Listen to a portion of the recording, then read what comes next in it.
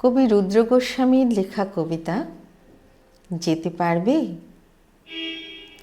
এই যে তুমি বারবার চলে যাই বলো, ধরো তুমি চলে গেছো, খানিকক্ষণ পর ফিরে এসে যদি দেখো কষ্টে ভিজে যাচ্ছে আমার বুক, আমার চোখের দিকে তাকিয়ে তুমি কি তখন মুখ লুকোতে পারবে? বলো পারবে?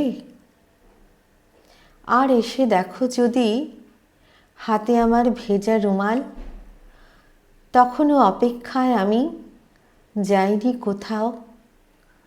যদি বলি এলে কেন, চাই না তোমায়, চলে যাও যেখানে ছিলে, আমাকে কাছে না টেনে, তখন তুমি কি পারবে? বলো পারবে?